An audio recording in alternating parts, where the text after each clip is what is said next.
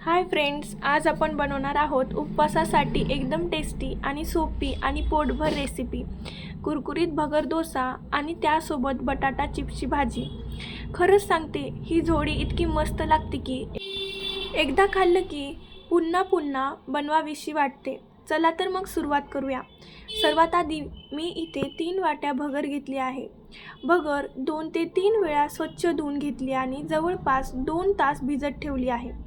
तोपर्यंत आपण भाजी तयार करून घेऊया। यासाठी मी 3 मध्यम आकाराचे बटाटे घेतले आहेत। त्यांची साल काढून स्वच्छ धुवून घेतली आहेत। आता हे बटाटे किसणीच्या मदतीने चिप्स सारखे पातळ किसून घेतले आहेत। बघा, अशा प्रकारे किसल्यामुळे भाजी खूप छान होते आणि पटकन शिजते। आता कढईमध्ये तेल गरम करून घेऊया। तेल गरम झाल्यावर त्यामध्ये जिरे घाला। फोडणी छान तडतडली की कढीपत्ता आणि हिरव्या मिरचीची पेस्ट टाकायची आहे आणि त्यानंतर किसलेले बटाटे घालायचे। आता यामध्ये चवीनुसार उपवासाचे मीठ आणि थोडासा शेंगदाण्याचा कूट घाला। सगळं छान मिक्स करून घ्या।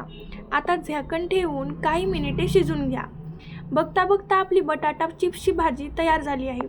खूप छान सुगंध येतोय आणि दिसायलाही एकदम मस्त दिसत आहे। आता वळूया आपल्या डोशाकडे। 2 तास भिजलेली भगर मिक्सरच्या भांड्यात काढून घ्या। आवश्यकतेनुसार थोडंसं पाणी घाला आणि बारीक वाटून घ्या। बॅटर खूप पातळही नको आणि खूप घट्टही नको।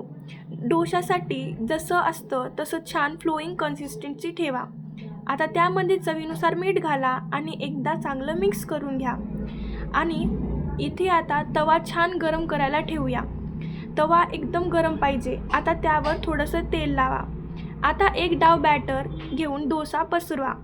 बघा फ्रेंड्स, डोसा किती छान पसरतोय। आता 2 मिनिटे त्यावर प्लेट झाकून ठेवा आणि वरून परत तेल टाका आणि पलटून घ्या। चांगलं दोन्ही साईडनं भाजून घ्यायचं आहे। क्रिस्पी होईपर्यंत भाजून घ्या। आता हे बघा, किती सुंदर कुरकुरीत डोसा तयार झाला आहे। आता गरमागरम भगर डोसा आणि बटाटा चिप्सची भाजी सर्व करा। रेसिपी आवडली तर लाईक करा आणि चॅनलला सबस्क्राईब करायला विसरू नका। पुन्हा भेटूया अशाच एका टेस्टी आणि सोप्या रेसिपी सोबत।